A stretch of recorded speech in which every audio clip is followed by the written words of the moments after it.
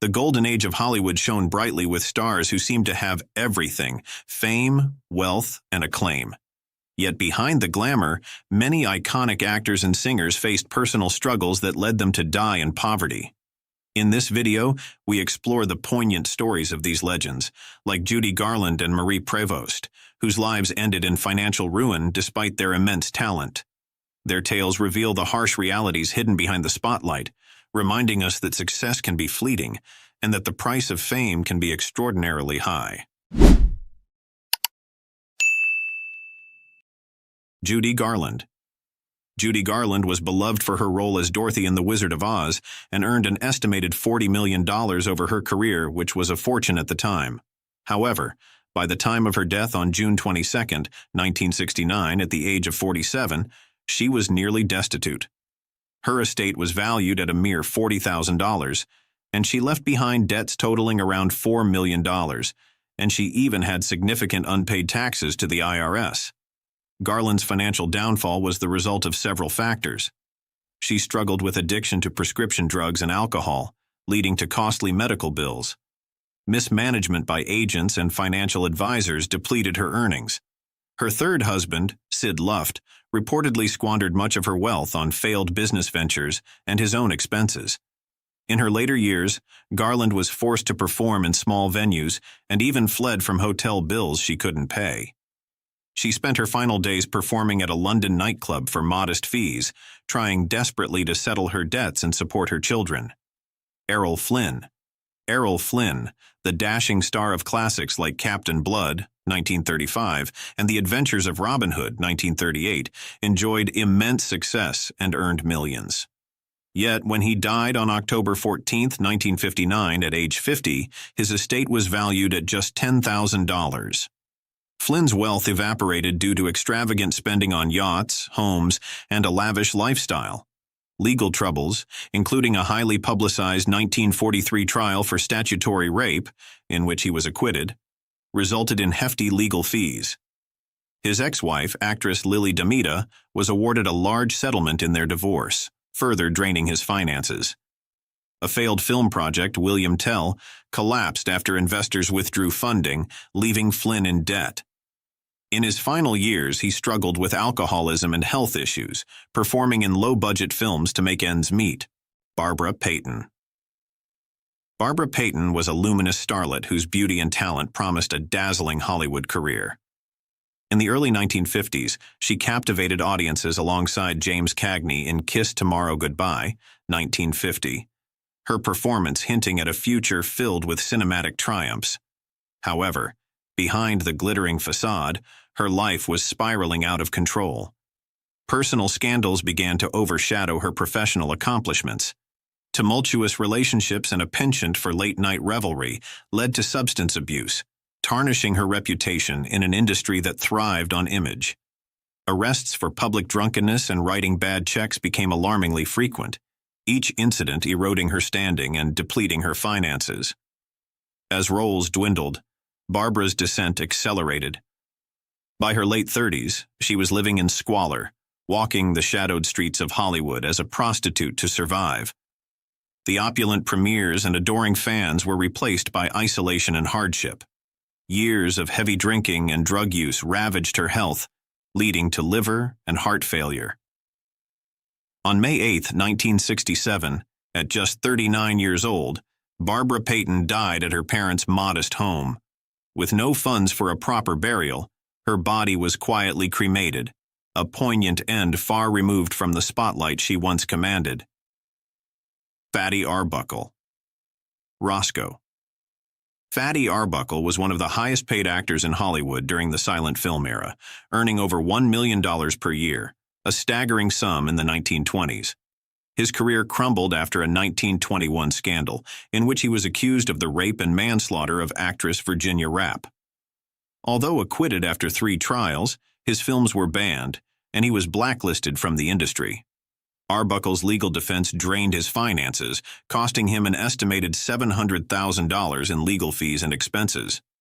Attempts to revive his career under the pseudonym William Goodrich were only modestly successful. When he died of a heart attack on June 29, 1933, at the age of 46, Arbuckle had minimal assets and was still in debt, leaving behind little for his widow. Dorothy Dandridge. Dorothy Dandridge was a radiant talent whose voice and presence lit up the screen, breaking barriers as the first African-American woman nominated for an Academy Award for Best Actress in Carmen Jones, 1954. Her captivating performances challenged the norms of a segregated Hollywood, but behind the glamour lay a life beset with hardship. Despite her groundbreaking success, Dorothy faced relentless racial discrimination that limited her roles and earning potential. Financial mismanagement compounded her struggles. By 1963, she declared bankruptcy, burdened with approximately $150,000 in debt, mainly due to unpaid taxes to the IRS. Failed marriages drained her emotionally and financially, and poor investments eroded her savings. In her final days, Dorothy's world had narrowed. On September 8, 1965, at just 42 years old, she was found in her modest West Hollywood apartment. Her manager discovered she had only $2.14 in her bank account, a stark symbol of her dire financial state. She had died from an accidental overdose of antidepressants, a poignant end to a life marked by triumph and tragedy. Marie Prevost. Marie Prevost was once the embodiment of Hollywood's golden era, a radiant star whose charisma lit up the silent silver screen. In the 1920s, she captivated audiences with her performances in films like The Marriage Circle and Kiss Me Again. Her lively spirit and alluring beauty made her one of the most sought-after actresses of her time. However, the dawn of sound in cinema brought unforeseen challenges. The transition to talkies was unkind to many silent film stars, and Marie was no exception. Her voice did not resonate with the new medium, and as a result, her career began to wane. Roles became scarce, and the once celebrated actress found herself slipping into obscurity. The decline of her professional life deeply affected Marie's personal well-being. Struggling with the loss of fame and the harsh realities of a changing industry, she turned to alcohol as a solace for her mounting despair. Battling alcoholism and depression, her vivacious demeanor faded, replaced by a haunting vulnerability. By the time of her untimely death on January 21, 1937, at the age of 38, Marie Prevost was living in a modest, dilapidated apartment in Los Angeles. The glamour and opulence that once defined her existence had vanished. She was found alone, having succumbed to acute alcoholism and malnutrition, a poignant end for a woman who had once been the epitome of vitality and charm. Reports indicated that she had a mere $300 to her name, a stark indicator of her financial destitution. Marie's final days were marked by isolation and hardship. Unable to secure acting work and with dwindling resources, she reportedly struggled to afford basic necessities, leading to severe malnutrition. Sammy Davis Jr. Sammy Davis Jr., an iconic entertainer known for his singing, dancing, and acting, faced severe financial issues despite his fame. When he passed away on May 16, 1990, at the age of 64, he owed the IRS over $7 million in back taxes. After liquidating his assets, his estate was still in debt by $5.2 million. Davis's financial woes were caused by excessive spending, gambling, and mismanagement. He lived opulently, with multiple homes, luxury cars, and expensive jewelry. His tax problems stemmed from both unpaid taxes and penalties accumulated over years. In a bid to repay his debts, Davis continued to perform almost until his death, despite battling throat cancer. His last days were spent touring and trying to negotiate with the IRS to settle his debts. Veronica Lake. Veronica Lake, famed for her roles in films like Sullivan's Travels, 1941, and her signature peekaboo hairstyle, saw her fortunes decline rapidly. By the time she died on July 7, 1973, at age 50, she had little to her name. Lake's downfall was due to a combination of alcoholism, mental health struggles, and failed marriages that resulted in financial loss. She declared bankruptcy in 1951. In the 1960s, she was reportedly working as a waitress and hostess in a New York hotel to support herself. She spent her final days suffering from hepatitis and acute kidney injury, alone in a Vermont hospital, with her only assets being a small bank account and some personal belongings. Buster Keaton. Buster Keaton, affectionately known as the Great Stone Face, was a luminary of silent cinema whose physical comedy and inventive filmmaking left an indelible mark on the industry. With masterpieces like The General, 1926, he dazzled audiences with his deadpan expression and daring stunts, crafting films that combined humor with technical brilliance.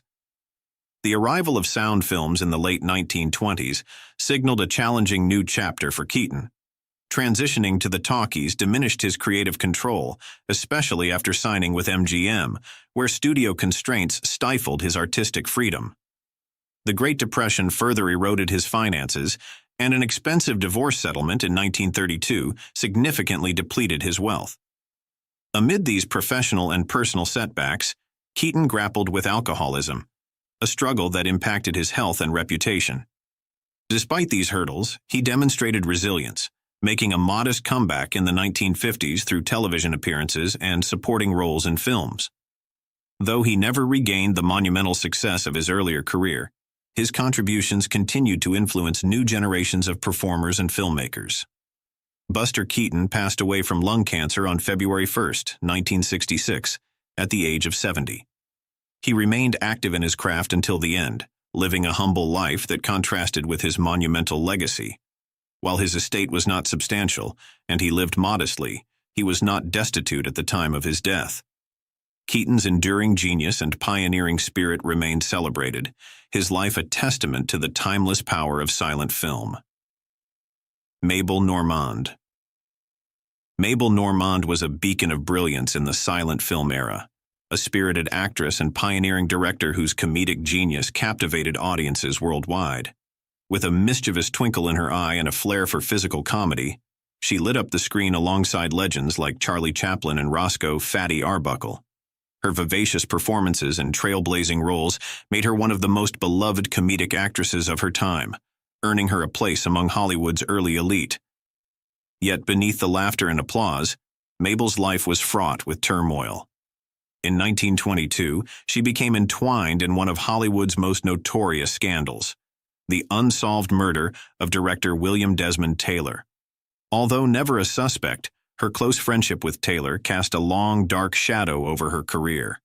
The relentless media scrutiny and public suspicion took a devastating toll, causing film offers to dwindle and her once glittering reputation to tarnish.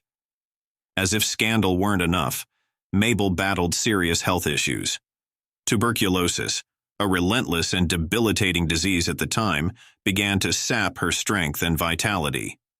The illness hindered her ability to work, and the treatments drained her finances. Her luminous energy faded as she withdrew from the spotlight she once commanded with such effortless charm. By the time of her death on February 23, 1930, at the tender age of 37, Mabel's wealth had significantly diminished. She spent her final days in a sanitarium in Monrovia, California, far removed from the bustling studios and adoring fans. While she wasn't impoverished, the financial comfort of her peak years had slipped away, much like the silent era itself. Mabel Normand's story is a poignant tapestry of joy and sorrow, a testament to a brilliant talent whose life was as dramatic off-screen as it was in the flickering frames of her films. Her legacy endures as a reminder of the fleeting nature of fame and the personal battles that even the brightest stars may face. Terry Thomas. Terry Thomas, the English comic actor known for films like Those Magnificent Men in Their Flying Machines, 1965, faced dire financial straits later in life. Diagnosed with Parkinson's disease in 1971, his medical expenses soared to £75,000 a year, equivalent to over $100,000 at the time. To cover these costs, Terry Thomas sold his home and much of his personal property. His condition prevented him from working, and he exhausted his savings on treatment. Friends and fellow actors organized a benefit concert in 1989, raising £75,000 to help with his care. He spent his final days in a modest actor's retirement home, where he died on January 8, 1990, at the age of 78, having spent nearly all his wealth on battling his illness. Bela Lugosi. Bela Lugosi, forever immortalized as Count Dracula in the 1931 film, struggled financially for much of his life. Typecast as a horror villain, he found it difficult to secure varied roles. His addiction to morphine and methadone, initially taken for chronic sciatica, impacted his career and finances. By 1955, Lugosi filed for bankruptcy, listing debts of $3,500 and assets of only $1,000. He worked in low-budget films to support himself, often earning minimal pay. Lugosi died of a heart attack on August 16, 1956, at the age of 73, leaving behind just $1,900 in cash and a few personal effects. His funeral expenses were paid by Frank Sinatra, reflecting the meager state of his finances at the end. Bud Abbott. Bud Abbott, one half of the legendary comedy duo Abbott and Costello, faced severe financial difficulties due to tax issues. During World War II, the duo raised an estimated $85 million in war bonds through their performances. However, the IRS disallowed $500,000 in tax exemptions they claimed as bond-raising expenses. After Lou Costello's death in 1959, Abbott attempted to continue performing but faced declining health due to epilepsy and struggled to find work. The IRS seized his home to settle unpaid taxes, forcing him to live in a small apartment. In desperation, Abbott made televised appeals for financial assistance from fans. He died virtually penniless on April 24, 1974, at the age of 78, with his remaining assets insufficient to cover his debts. John Garfield. John Garfield was a dynamic force in Hollywood during the late 1930s and 1940s, bringing a new level of realism and intensity to the screen. With memorable performances in films like The Postman Always Rings Twice, 1946, and Body and Soul, 1947, he captivated audiences with his brooding charm and authentic portrayals of complex characters. As one of the pioneers of method acting in American cinema, Garfield's influence extended far beyond his years.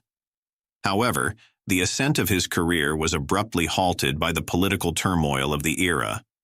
In the early 1950s, during the height of the Red Scare, Garfield became entangled in the investigations of the House Un-American Activities Committee, HUAC.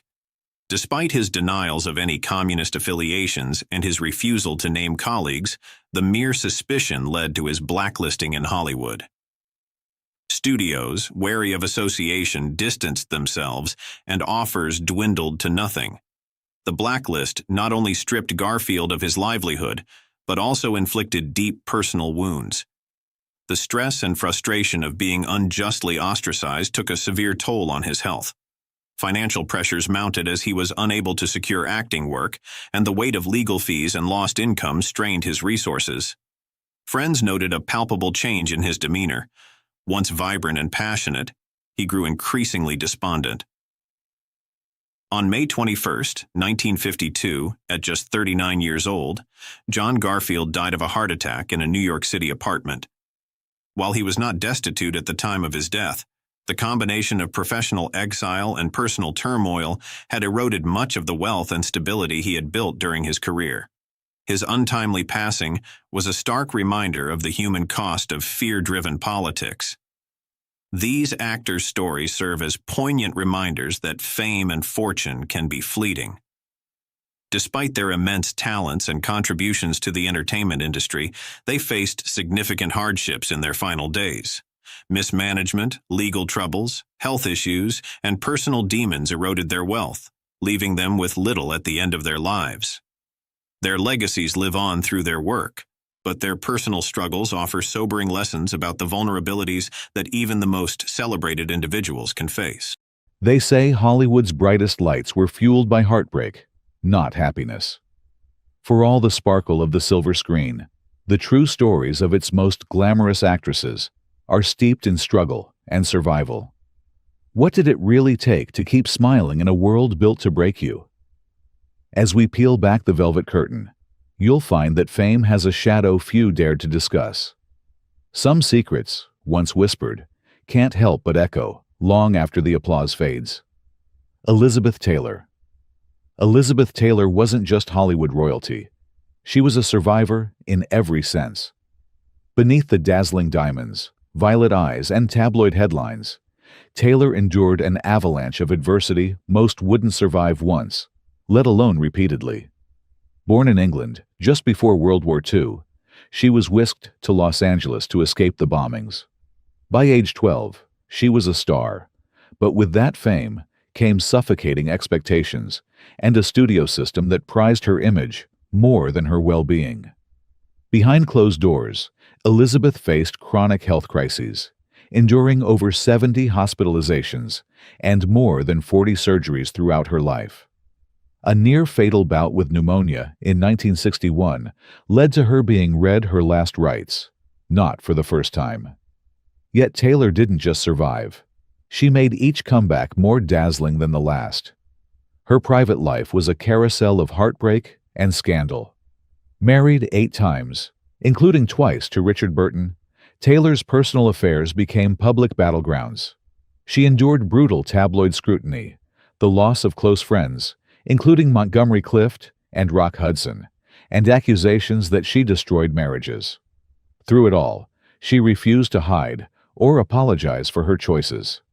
Instead, Taylor used her hardships as fuel, becoming one of the first celebrities to speak openly about addiction, entering rehab in the early 1980s, and later becoming a trailblazer in AIDS activism after losing Hudson to the disease. Even as the industry changed around her, Taylor maintained a grip on stardom, winning 2 Academy Awards and never letting illness or scandal define her story. For every collapse or crisis, there was a comeback, proof that glamour could coexist with vulnerability, and that the most beautiful faces sometimes mask the fiercest wills. Elizabeth Taylor didn't just survive Hollywood, she reshaped what it meant to endure. Judy Garland. If there's a single face that represents the cost of fame in Golden Age Hollywood, it's Judy Garland. Born Frances Ethel Gumm, Judy was thrust into the spotlight before she could form her own dreams. The studios marketed her as the girl next door. But behind that wholesome image was a relentless campaign to control her body and spirit. MGM subjected her to punishing work schedules, addictive pep pills to keep her thin and energetic, and constant criticism about her appearance, telling her she was ugly, overweight, and replaceable. She was a cash cow to them, not a child. Despite this, Garland's talent was undeniable.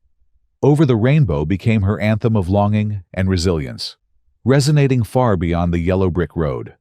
But the forces that made her a star also broke her down.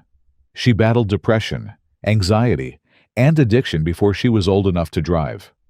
Multiple suicide attempts, 3 failed marriages, and the never-ending pressure to perform would have crushed most people. But Judy Garland kept coming back. Her comeback concerts in the 1950s and 1960s are legendary, not just for the music, but for the raw, emotional connection she had with her audience. People saw themselves in her pain and perseverance. Garland's life ended tragically at age 47, but not before she redefined what a leading lady could be. She became a symbol for outsiders, for survivors, for anyone told they weren't enough. In a world determined to silence her, Judy sang louder. Her story isn't just about what was taken from her, but what she gave to generations. Proof that even the most fragile souls can leave the deepest marks on history. Marilyn Monroe. No name in Hollywood conjures up more instant glamour or more whispered tragedy than Marilyn Monroe.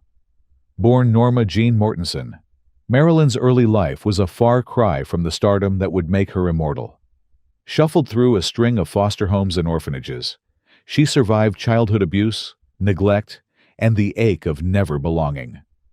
The studio system saw potential in her beauty, but behind the platinum hair and dazzling smile was a woman who constantly had to fight for control over her own destiny. Hollywood wanted her as a fantasy, not a person. Marilyn was typecast as the dumb blonde, despite her intelligence and hunger for meaningful roles. She was exploited by men in power, manipulated by directors, and belittled for wanting more. When Monroe fought for better pay and creative input, studios punished her with suspensions and smear campaigns. Her relationships, whether with Joe DiMaggio, Arthur Miller, or the Kennedy brothers, were publicly dissected, but behind closed doors, she wrestled with addiction, anxiety, and the trauma of her past. Yet Marilyn never stopped trying to take ownership of her image. She formed her own production company, an act of rebellion in a male-dominated industry, and sought out challenging roles in films like Bus Stop and The Misfits.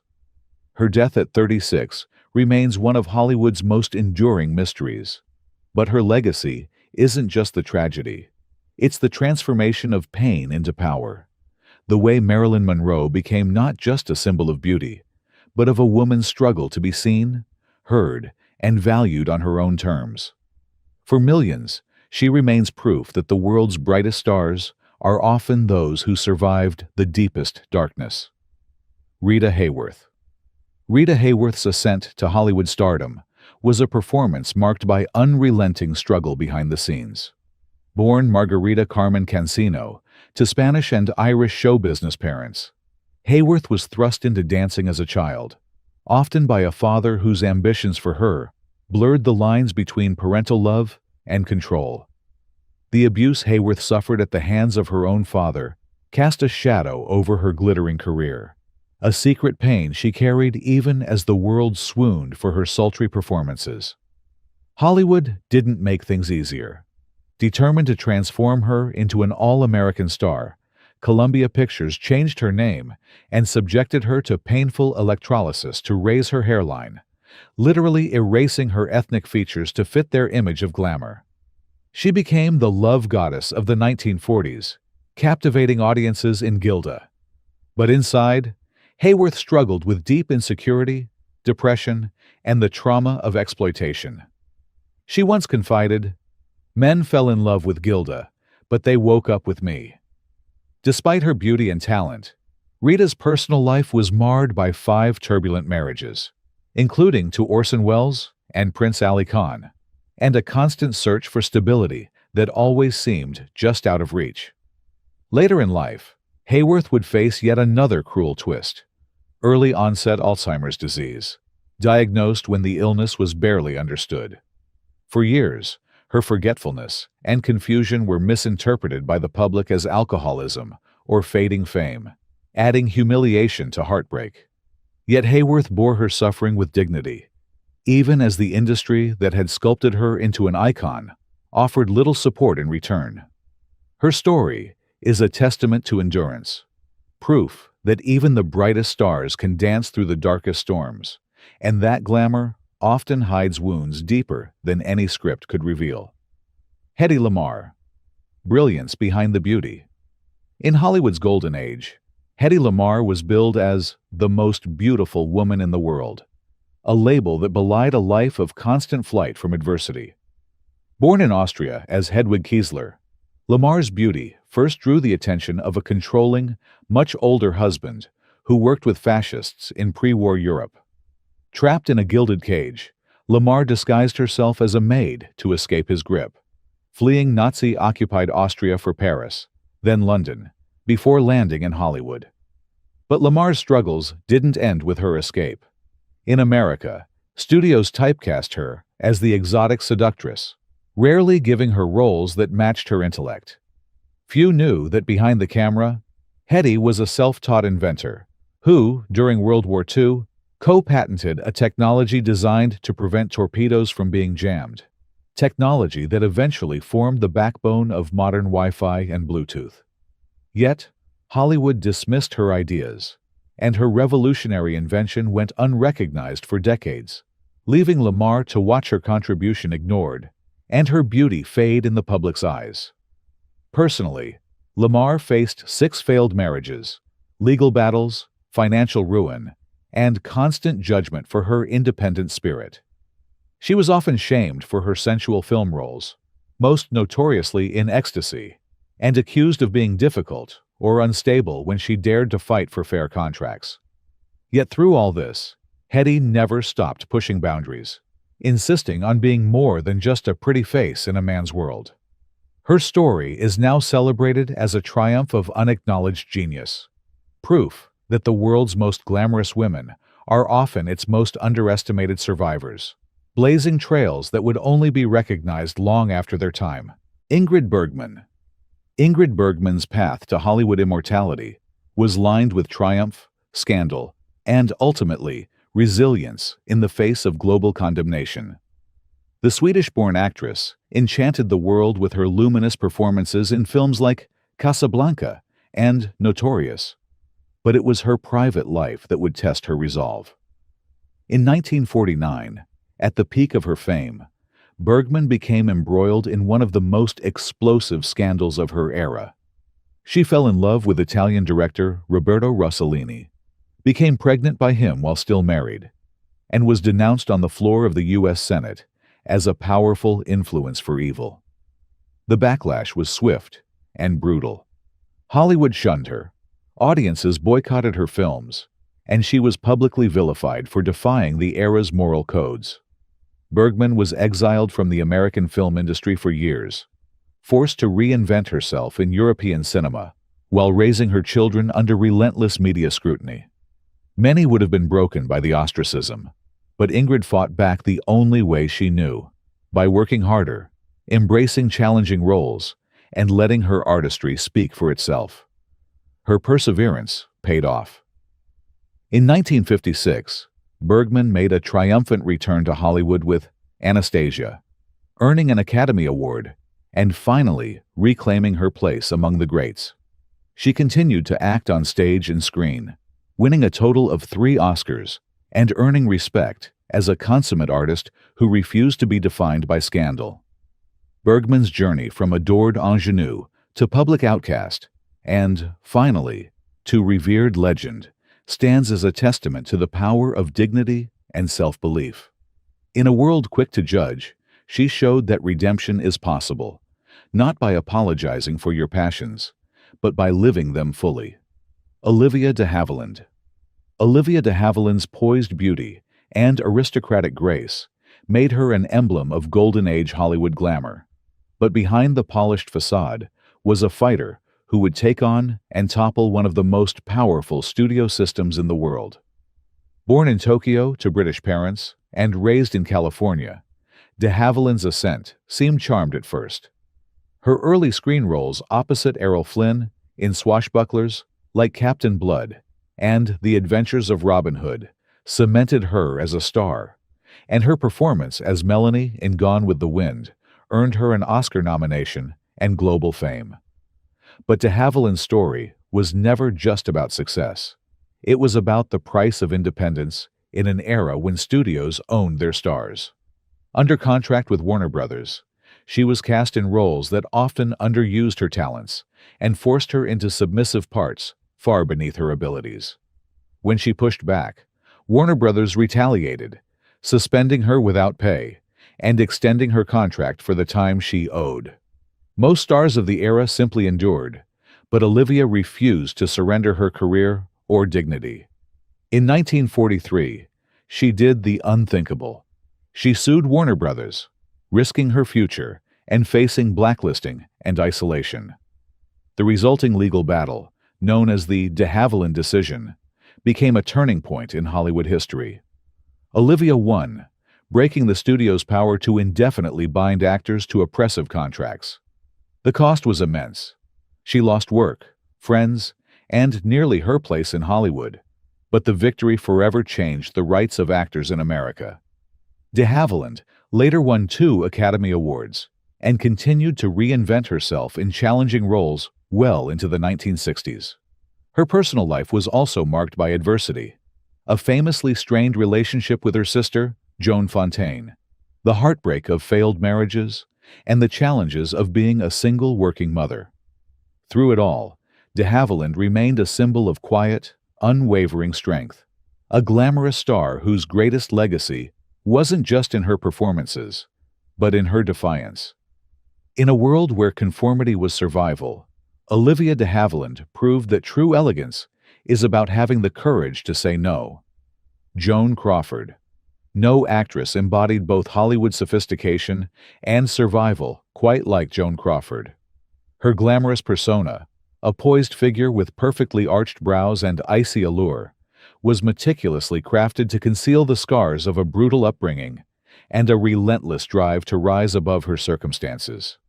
Born Lucille Fay Lesueur, Crawford's early life was marked by neglect and instability. Her father abandoned the family when she was young, and she spent years working menial jobs to escape poverty. The determination that fueled her journey to stardom was forged in these early hardships, giving Crawford a reputation for toughness and, at times, ruthlessness. Crawford's early days in Hollywood were fraught with indignities. She was shuffled through the ranks of chorus lines and forced to change her name, her look, and even her age. Her drive earned her the nickname "box office poison" during a brief slump. But Crawford clawed her way back with a series of dramatic roles that redefined her career. Winning the Oscar for Mildred Pierce wasn't just a professional triumph. It was personal vindication against the system that once tried to discard her. But adversity wasn't limited to her career. Crawford's personal life was dogged by failed marriages, publicized feuds, most famously with Bette Davis, and the infamous claims of abuse made by her adopted daughter, Christina, in the memoir Mommy Dearest. Whether or not all the allegations were true, they cemented Crawford's image as a woman who survived and sometimes wielded Hollywood's harshest realities. Through every scandal and setback, Joan Crawford remained a towering figure, proving that behind every polished icon lies a story of struggle, survival, and relentless reinvention. Lana Turner. Lana Turner's journey from teenage soda fountain discovery to silver screen siren was shadowed by turmoil that would have overwhelmed many. Raised by a single mother after her father was murdered when Lana was just 9, Turner's early years were steeped in financial instability and fear. At 16, she was famously discovered in a Hollywood drugstore, an origin story that read like a script, but the reality was far grittier. Lana quickly became a studio favorite, her beauty and charisma making her one of MGM's top stars. But the pressures of fame brought as much pain as it did glamour. Turner's personal life became a magnet for scandal, culminating in one of the most notorious incidents in Hollywood history: the killing of her abusive lover, Johnny Stompanato, by her teenage daughter, Cheryl Crane. The press turned Turner's tragedy into front-page fodder, questioning her mothering, her morals, and her place in Hollywood.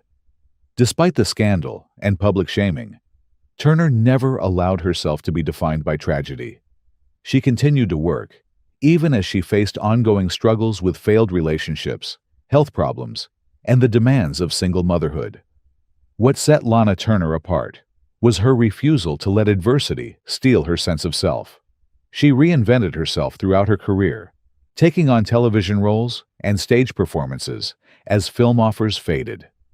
Turner's life was a constant balancing act between public adoration and private heartbreak, but she faced every storm with the kind of poise and resilience that defined a true Hollywood legend. Her story remains a testament to survival and to the hidden strength behind the world's most glamorous facade. Ava Gardner. Ava Gardner's allure captivated the world, but her path to stardom was riddled with adversity. Born into rural poverty in North Carolina, Gardner's family struggled to make ends meet after the collapse of their farm during the Great Depression. From the beginning, Ava's life was about survival. Her father died when she was 15, forcing her into adulthood far too soon.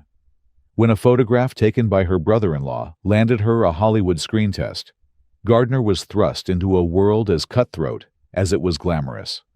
Her Southern accent and shy nature made her an outsider in the studio system. MGM, eager to capitalize on her beauty, invested heavily in speech lessons and grooming, but often dismissed her intelligence and talent. Gardner faced the relentless demands of fame, constant scrutiny, and a studio that controlled every aspect of her life, from her roles to her public image.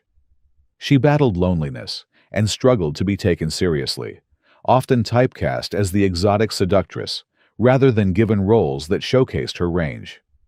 Gardner's personal life was equally tumultuous.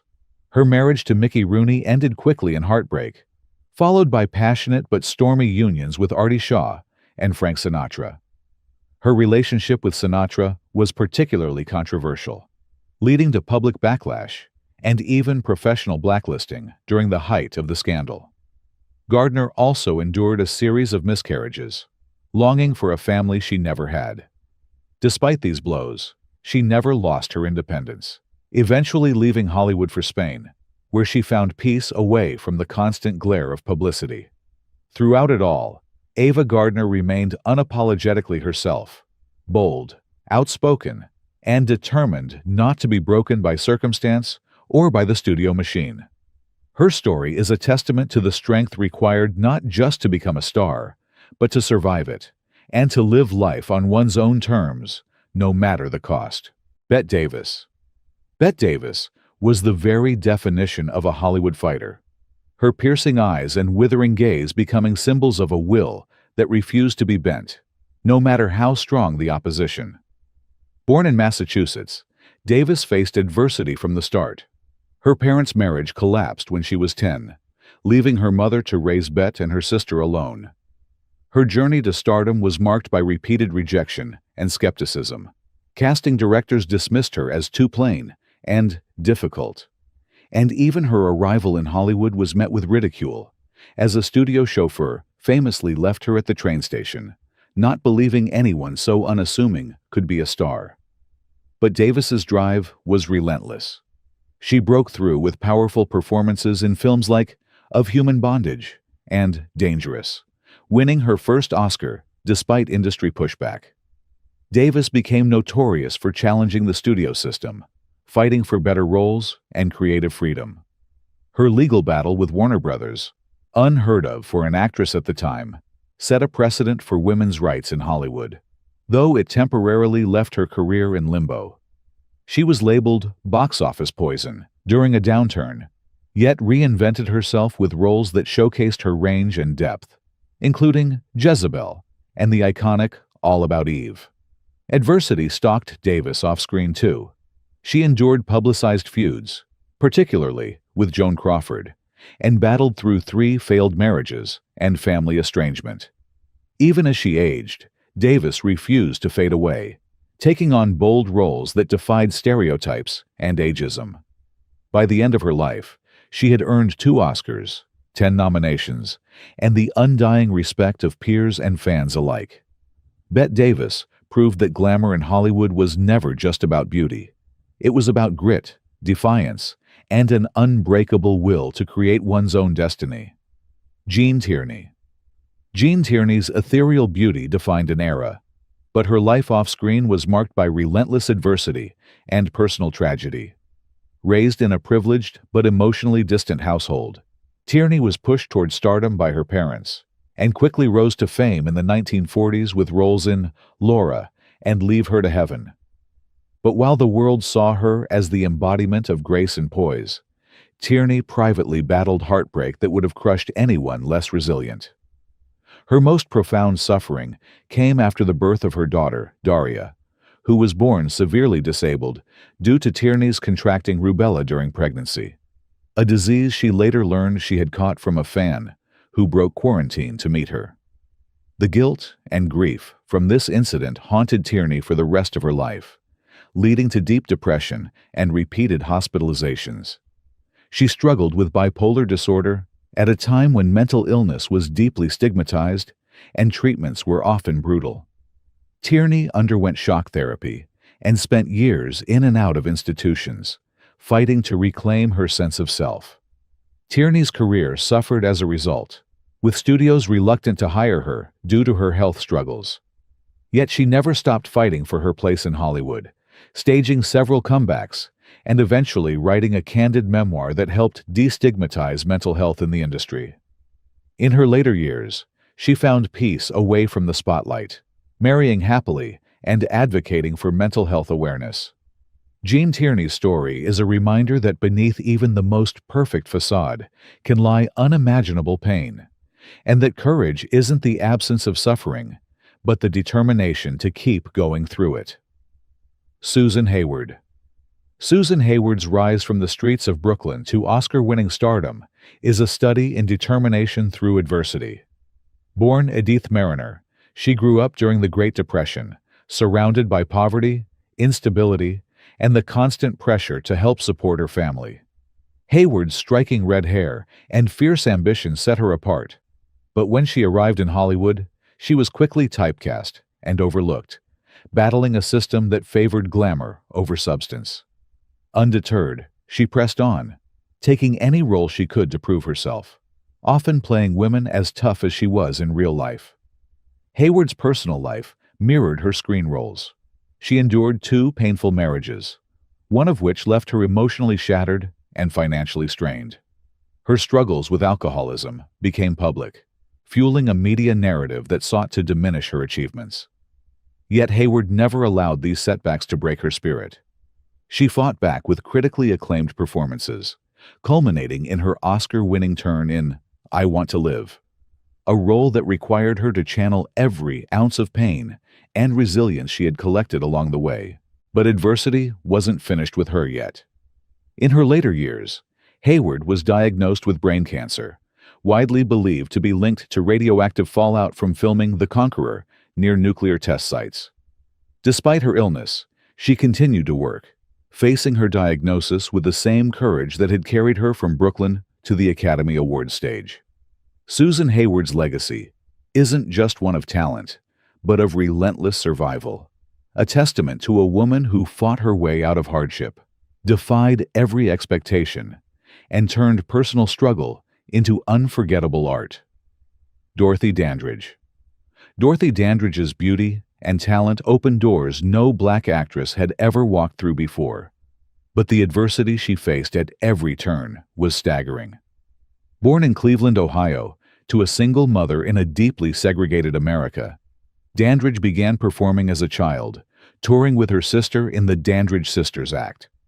Despite her early success, Hollywood relegated her to minor, often demeaning roles, if she was cast at all. Her breakthrough came with Carmen Jones, making her the first African-American woman nominated for a Best Actress Oscar. Yet this historic achievement came at a cost. Dandridge was constantly forced to navigate a minefield of racism and exclusion, denied leading roles and equal pay, even after her Oscar nomination. Many studios refused to cast her in anything but stereotypical parts, and she often wasn't allowed to appear in the same hotels and nightclubs where she performed. Her marriages and relationships were marked by betrayal and heartbreak, and she struggled to support a daughter with severe disabilities on her own. The emotional toll was immense. Dandridge faced depression, financial hardship, and substance abuse, exacerbated by a society determined to keep her on the margins. Yet, she never gave up. Her fight against racism and her refusal to accept less than she deserved paved the way for future generations of Black actresses, though she did not live to see the industry change. Dorothy Dandridge's life remains a story of both triumph and tragedy.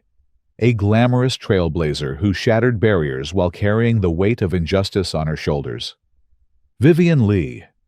Vivien Leigh's porcelain beauty and commanding screen presence hid a lifetime of intense struggle with mental and physical illness. Born in British India and educated in England, Leigh's ascent was meteoric.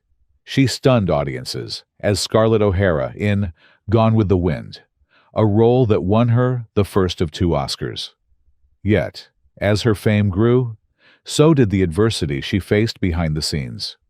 Leigh battled severe bipolar disorder, an illness poorly understood at the time and often dismissed by those around her as mere temperament.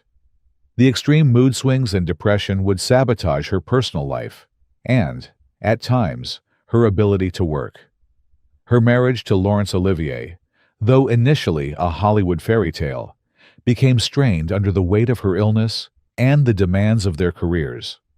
Leigh suffered several miscarriages, a grief that added to her emotional burden.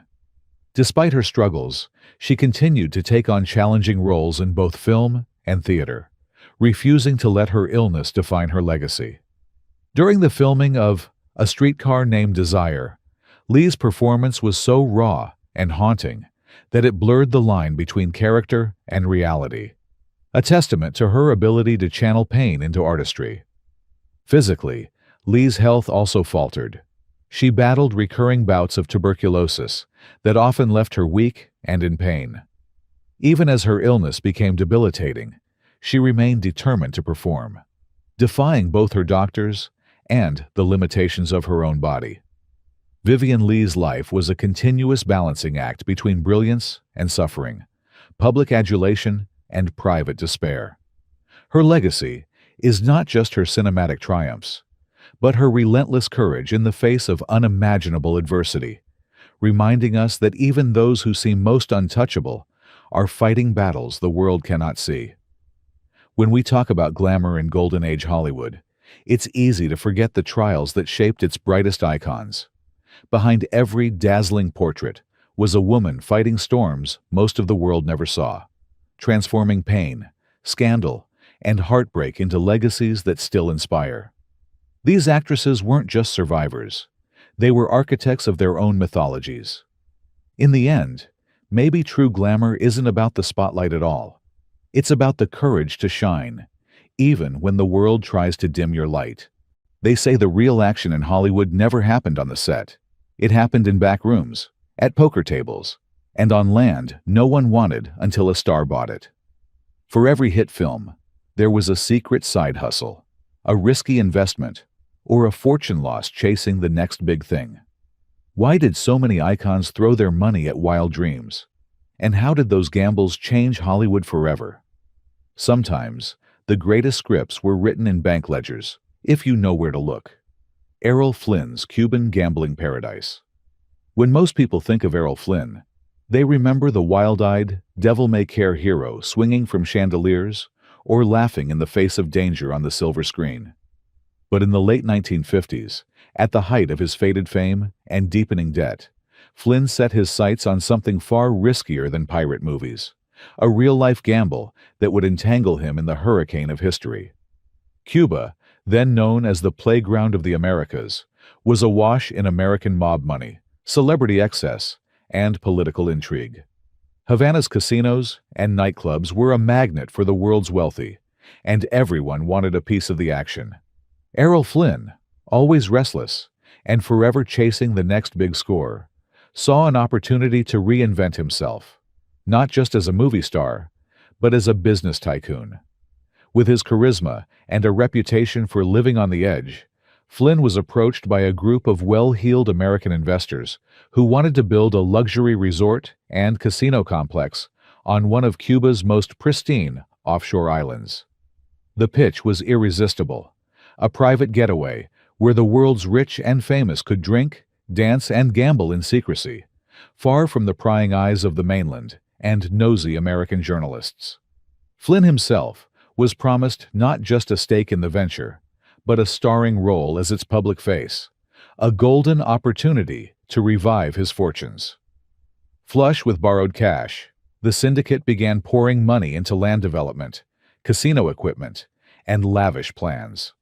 Flynn was everywhere, schmoozing with politicians, toasting the venture in Havana, and selling the vision of a Caribbean Monte Carlo to his circle of Hollywood friends. Stars, socialites, and businessmen all wanted in, sending cash south in hopes of future jackpots. But Flynn and his partners failed to see the storm brewing over Cuba. While they drew up blueprints and threw parties, Fidel Castro's revolution was gathering steam in the mountains. The rebels marched ever closer to Havana as Flynn's casino project neared completion. Some claim Flynn, never one to shy away from adventure, even met Castro himself, though whether as a curious tourist or secret investor remains the stuff of legend. Then, in January 1959, the revolution exploded. Batista's regime fell, casinos were shuttered, and American holdings were seized overnight. Flynn's paradise was now squarely in enemy hands, unfinished, abandoned, and worthless. Investors lost everything. Flynn, ever the survivor, shrugged it off in public, but in private, the loss cut deep. For the rest of his life, the dream of a Cuban empire haunted him, another cautionary tale from a star who could never resist one last roll of the dice. Howard Hughes's TWA takeover and the Spruce Goose. Howard Hughes was the kind of figure who made Hollywood look tame. Born into wealth, driven by genius and madness in equal measure, he straddled the worlds of aviation, engineering, and show business like a colossus. But behind the glamour of Hughes's high-profile romances and blockbuster productions lay a pattern of obsession with investments that could dwarf the fortunes and follies of entire studios. The story really takes off with Hughes's bid to dominate the skies through Trans World Airlines TWA. By the 1930s, airlines were the future, and Hughes, already flush from movie profits, and the Hughes Tool Company saw aviation as his new stage. He began quietly buying up TWA shares, eventually seizing control and plunging the company into an era of breakneck innovation. Hughes poured tens of millions into new planes, new routes, and new technologies, vowing to make TWA the jewel of global air travel. Under his guidance, TWA acquired the sleek Lockheed Constellation, a plane so advanced it seemed to fly straight out of a science fiction movie. But Hughes's appetite for the spectacular didn't end there. In the shadow of World War II, he conceived the H-4 Hercules, better known as the Spruce Goose, a flying boat of almost mythical size, designed to haul men and material across oceans. The government funded the project as a potential solution to U-boat blockades. But as the war ended, the need for such a behemoth evaporated. Hughes, unwilling to let go, poured millions of his own money into completing the prototype, determined to prove the doubters wrong. What followed became legend. In 1947, before a skeptical press corps, Hughes personally piloted the Spruce Goose on its one and only flight. A brief hop above Long Beach Harbor that made headlines but convinced no one. The colossal plane was quietly mothballed, a hangar-sized monument to both ambition and extravagance. Shareholders and business partners grew anxious as Hughes's obsessive secrecy and erratic spending began to endanger TWA itself. Boardroom battles turned ugly. For years, Hughes used legal maneuvers and personal funds to retain control, refusing to let his airline slip away even as the company's debts mounted.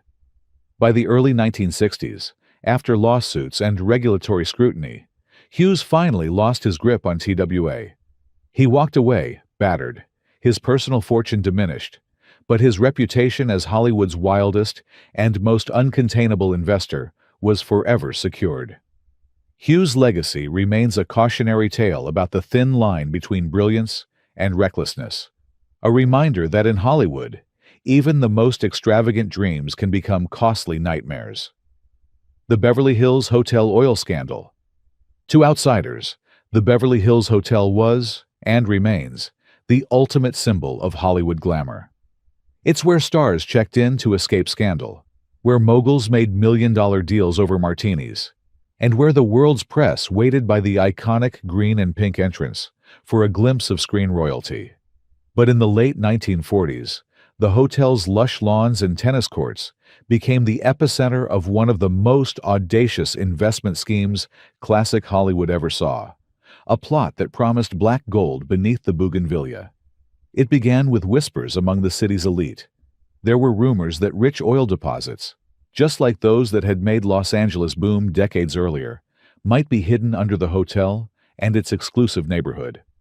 A fast-talking crew of geologists and promoters began circulating through Beverly Hills, pitching stars and studio heads alike on a can't-miss proposition. For a generous buy-in, investors could claim a share in a new oil drilling company with rights to dig right under the Beverly Hills Hotel and adjacent properties. The pitch was irresistible.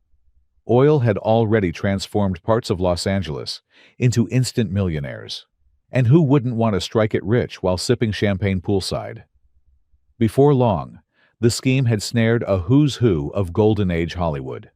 Actors, agents, producers, and even a few directors signed over checks. The more exclusive the list, the higher the pressure to get in before the wells gushed. But the real riches weren't in the ground. They were in the pockets of the schemers. As money poured in, the con artists put on a show of exploratory drilling, complete with rented equipment, staged site visits, and fabricated geological surveys. Any evidence of oil was just enough to keep hope, and new investments flowing. The truth unraveled slowly, as repeated drilling yielded nothing but dirt and disappointment. Suspicion turned to outrage when some investors finally demanded to see the books. The promoters vanished almost overnight, their scam exposed just as police and lawyers closed in. Stars who had been promised fortunes lost their investments, and the hotel's owners scrambled to save their reputations. In the aftermath, the Beverly Hills Hotel oil scandal became a cautionary Hollywood legend, a reminder that, in a town built on illusion, even the rich and famous could fall for a script that was too good to be true. And for a brief, bizarre moment, the glitz of old Hollywood collided with the grit of the oil fields, leaving only rumors and regret bubbling up beneath the palm trees. Clara Bow's husband and the racetrack fiasco. Clara Bow, the original it girl of Hollywood, was no stranger to the spotlight or scandal. But even she couldn't have predicted the disaster that would unfold when her husband, Rex Bell, a charming cowboy actor and later a Nevada politician, dragged Hollywood's elite into a racetrack investment scheme that seemed glamorous on paper, but ended in heartbreak, lawsuits, and broken fortunes. Rex Bell was never content with just being a movie star's husband or playing second fiddle in Clara's tabloid-drenched life. He was restless, always looking for the next big thing, the deal that would make him a legend in his own right. The racetrack business, he thought, was his ticket out of her shadow and into the world of moguls. At the time, Southern California was experiencing a horse racing boom. Santa Anita Park was pulling in massive crowds, and big money was changing hands faster than the horses could run. Bell started talking up a bold new plan. He would help build and manage a luxury racetrack just outside Hollywood, a playground for celebrities and socialites where fortunes could be won in a single afternoon. He pitched the idea at cocktail parties and club gatherings, convincing some of the era's most bankable names to invest. With Clara Bow's name lending the project an air of legitimacy, stars like Gary Cooper, Carole Lombard, and even a few major studio heads bought in, seduced by the promise of endless glamour and easy profits. For a while, it looked like Bell might actually pull it off. The plans were grand, the designs were lush, and the Hollywood press buzzed with excitement. Money flowed in, and land was purchased on the outskirts of Los Angeles. But as costs ballooned and delays mounted, cracks began to show. Key permits were delayed, and management was mired in infighting. To keep the project afloat, Bell and his partners started borrowing from incoming investor funds to cover mounting expenses, a financial house of cards that only stood as long as the hype continued. When the track finally opened, attendance was disappointing, and the operation quickly hemorrhaged money. The promised luxury experience was marred by shoddy construction, management scandals, and a string of bad publicity. Investors began to suspect they'd been sold a fantasy, and the lawsuits came rolling in. Clara Bow herself, who had initially vouched for the scheme, was devastated as her name was dragged through the mud by association. The racetrack fiasco became a warning to Hollywood's power players. Not every script leads to a happy ending. In the aftermath, fortunes were lost, friendships soured, and Clara and Rex's marriage suffered. What was supposed to be a glittering monument to success became a cautionary tale, a reminder that even the brightest lights can cast the longest shadows, especially when money and trust are on the line. Charlie Chaplin and United Artists' European bank disaster. Charlie Chaplin, perhaps the most recognizable face in the world during the silent film era, was never content to just play the fool on screen. Off-screen, he was a shrewd, ambitious businessman, one of the founding members of United Artists, the revolutionary studio created so stars could control their own destinies and profits. But even Chaplin, with all his savvy and skepticism, wasn't immune to the perils of international investment schemes that seemed too good to be true. By the late 1930s, United Artists was sitting on enormous profits from Chaplin, Mary Pickford, Douglas Fairbanks, and other legends. The world, however, was on the edge of war, and everyone was looking for safe havens for their money. Chaplin and his partners began moving large sums of studio money to Swiss and other European banks, lured by promises of tax-free growth, rock-solid privacy, and lucrative interest rates. The strategy seemed sensible. Europe's financial centers were legendary for protecting the wealth of the world's elite, and Swiss banking secrecy was almost mythic. Advisors and so-called financial experts swooped in, promising United Artists a variety of offshore instruments and special accounts. The studio poured millions into these foreign banks, convinced they were outsmarting both the IRS and any future American political turmoil. Chaplin himself, always worried about government seizing his assets, personally advocated for keeping a substantial portion of his fortune abroad. But reality soon intervened. The outbreak of World War II threw European financial markets into chaos. Banks were shuttered, governments froze foreign accounts, and once reliable contacts vanished overnight. United Artists executives scrambled to secure their funds, but they quickly discovered that large chunks had simply evaporated, lost to bank failures, government seizures, or outright fraud. In some cases, the banks had invested recklessly or had never really safeguarded the money at all. For Chaplin and United Artists, the losses were staggering.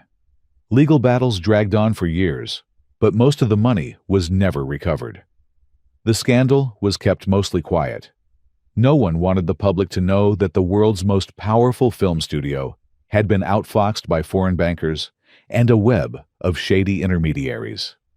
Chaplin himself would later reflect, with trademark dark humor, that it was easier to make millions in Hollywood than keep them safe in Europe. The United Artists banking disaster became a hidden lesson for Hollywood's elite. No matter how clever or successful you are at home, there's always someone waiting to separate you from your money on the international stage.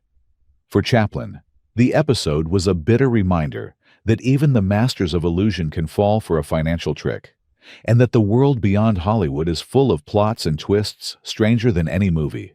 Mae West's Muscle Beach Gym empire. Mae West was never one to follow the rules. With her sultry wit and unapologetic confidence, she broke taboos, outwitted censors, and became one of the highest-paid actresses in Hollywood.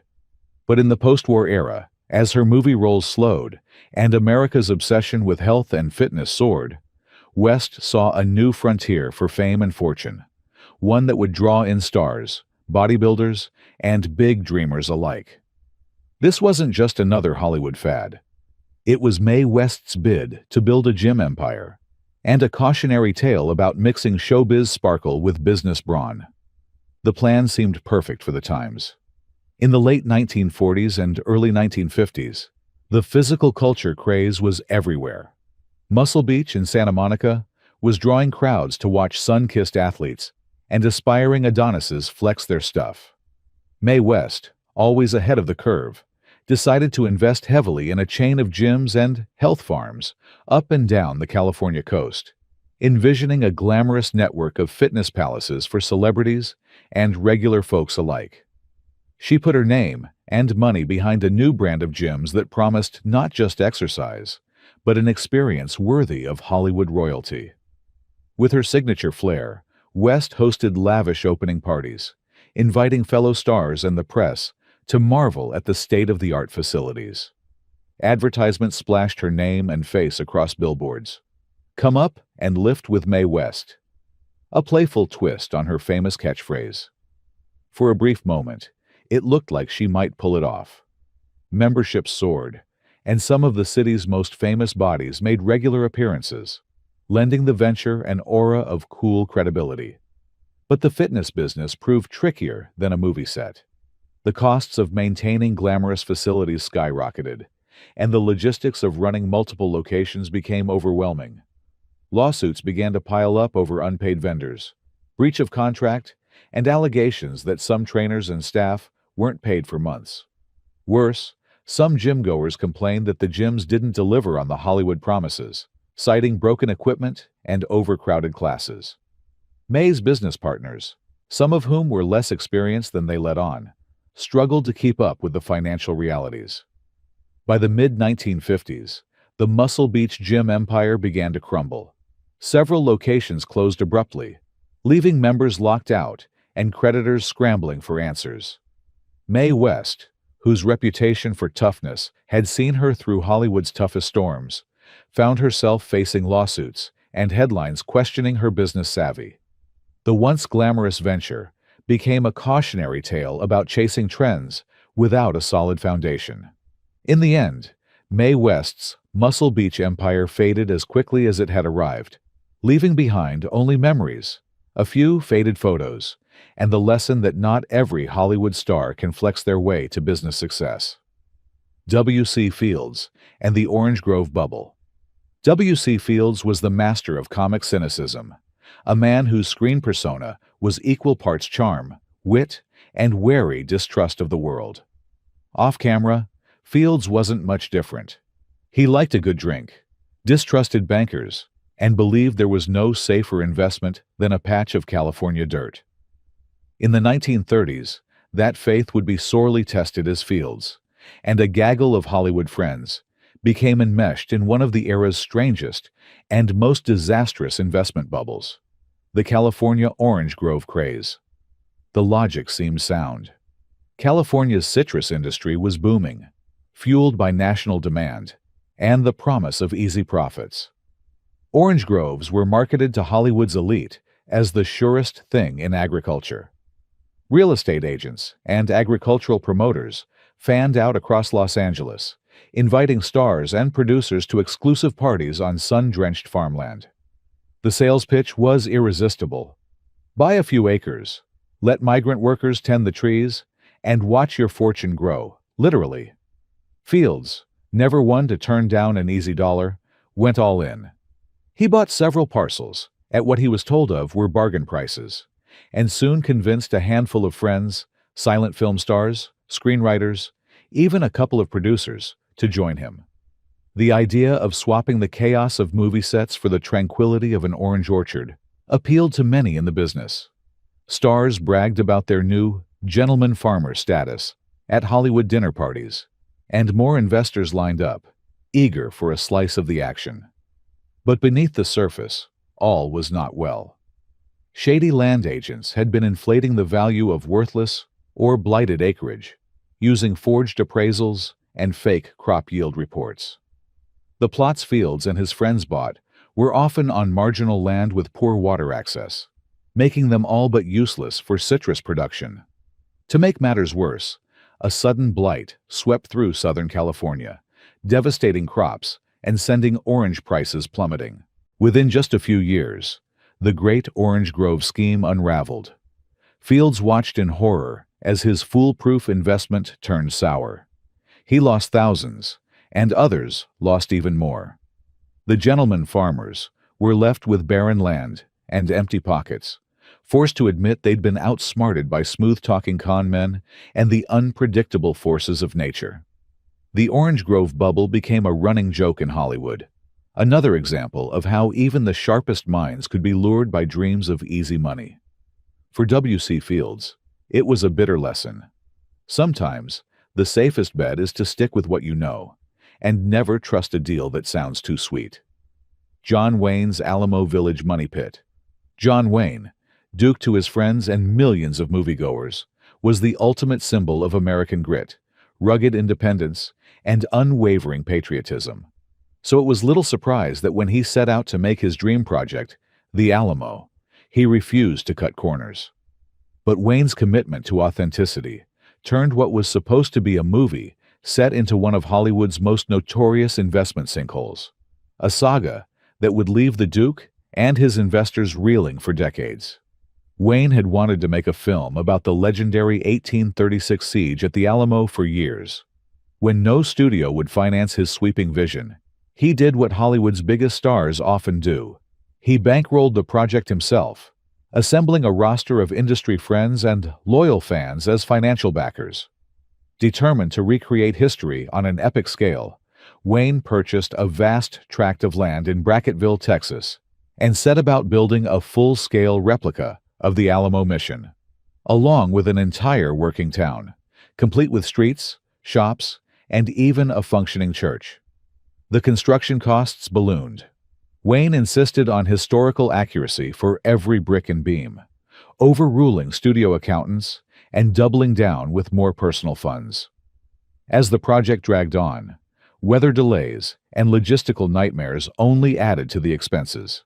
Investors, some of them fellow actors, others wealthy fans lured by Wayne's charisma, kept writing checks, convinced that when The Alamo finally hit theaters, it would be a blockbuster that paid them back tenfold. When the film was released in 1960, it was indeed a spectacle, earning Oscar nominations and drawing curious crowds. But despite its size, The Alamo struggled to recoup its massive budget. The costs of maintaining Alamo Village, the sprawling set-turn tourist attraction, continued to pile up.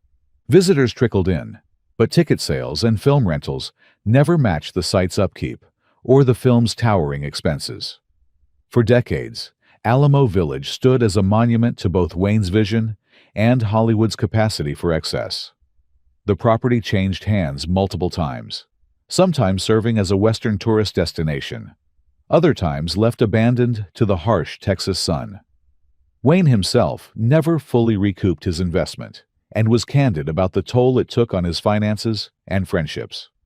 In the end, The Alamo was less a triumph of American filmmaking than a warning to every star with a pet project and a blank check.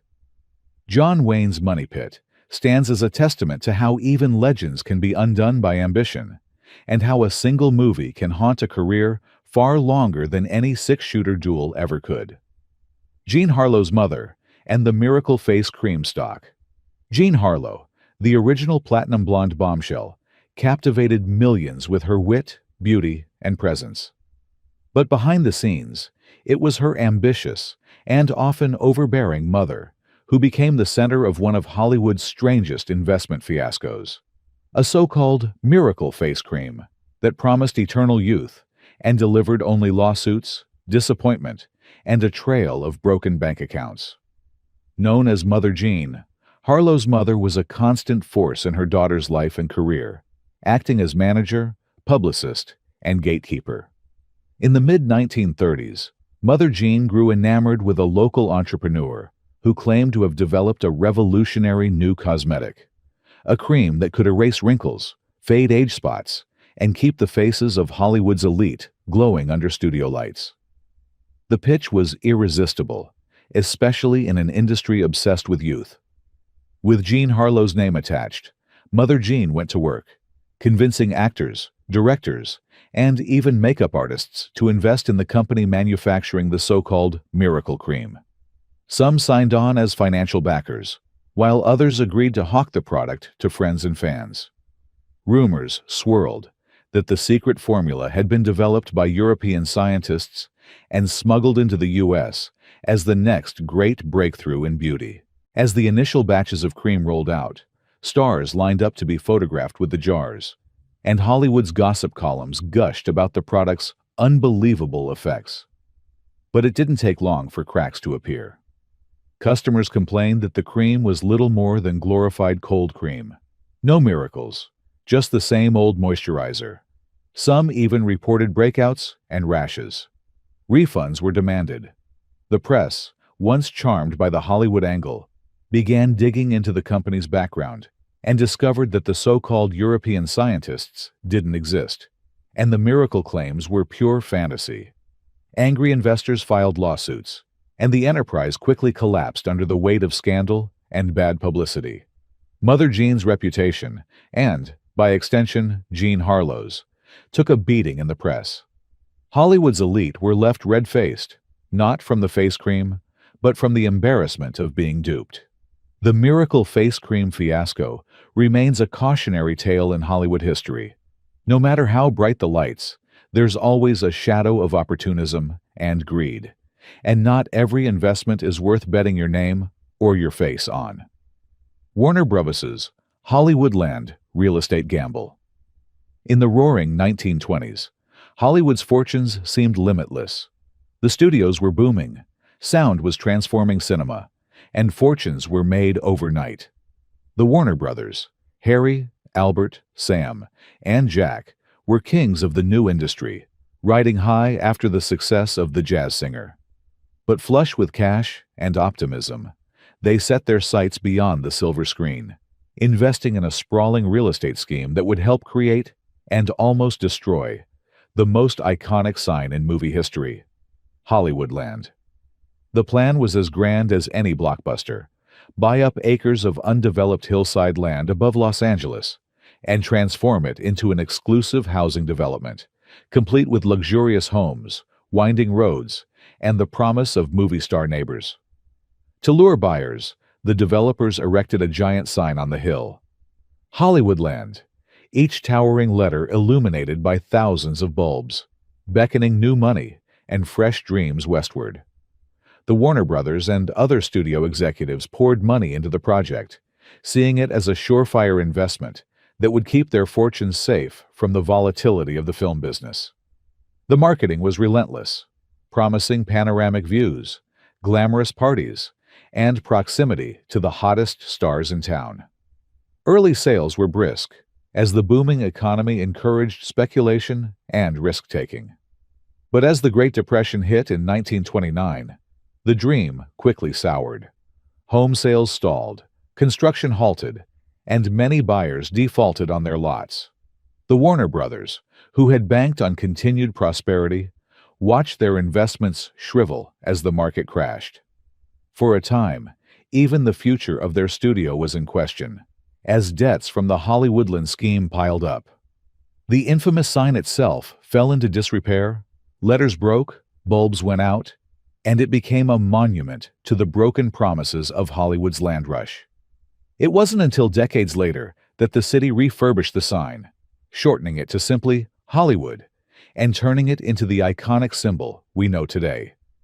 The Warner Bros.' Hollywoodland gamble is a classic example of how even the most powerful players in Hollywood can be blindsided by the unpredictability of the real world.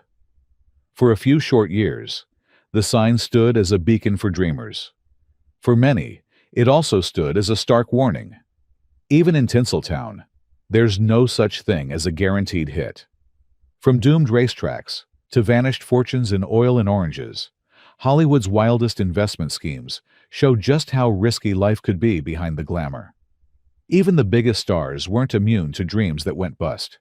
In a town fueled by ambition and illusion, chasing the next big thing was always part of the game.